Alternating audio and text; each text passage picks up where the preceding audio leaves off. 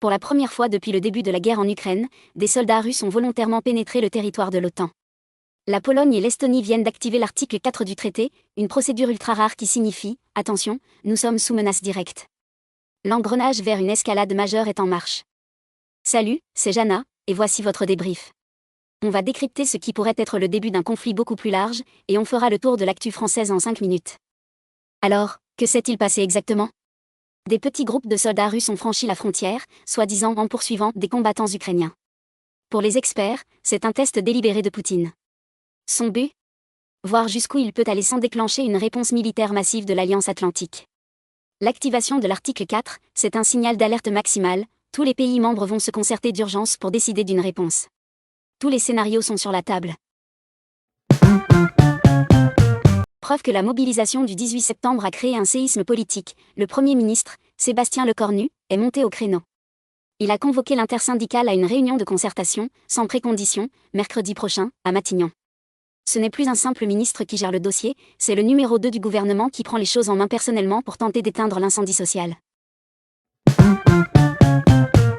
Pendant que le gouvernement tentait de désamorcer la crise sociale, une autre crise, climatique cette fois, frappait le sud du pays avec une violence rare.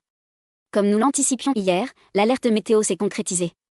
D'après un article de RTL France ce lundi 22 septembre, l'épisode méditerranéen a déversé des quantités d'eau historiques sur 6 départements. Les précipitations ont été impressionnantes, jusqu'à 127 mm à Avignon, l'équivalent de 3 semaines de pluie en quelques heures. À Toulon, 113 mm sont tombés en 60 minutes seulement, submergeant les rues et les réseaux souterrains.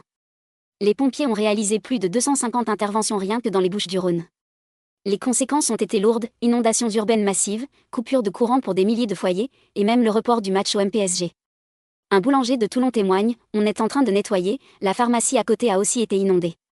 C'est la première fois en 9 ans que je vois ça. Mais cette actualité météo vient de prendre une tournure tragique. Selon une info BFM TV qui vient tout juste de tomber, une femme a perdu la vie ce matin dans les Côtes-d'Armor, toujours en vigilance orange. Elle serait morte noyée dans sa voiture, surprise par une montée soudaine des eaux en se rendant à son travail. Cette nouvelle rappelle brutalement que derrière les chiffres et les alertes, il y a des vies humaines. La succession de ces crises sociales, climatiques, géopolitiques dessine un pays sous tension, où l'improvisation n'est plus une option. Restez informés avec nous en vous abonnant à la chaîne et activez la cloche pour ne rien manquer de l'actualité. Prenez soin de vous par ces temps difficiles. Pour ne rien manquer des prochains développements, partagez et commentez cette vidéo, abonnez-vous à la chaîne et activez la cloche pour être alerté des notre prochains débriefs. C'est Jana qui vous parle, à très vite.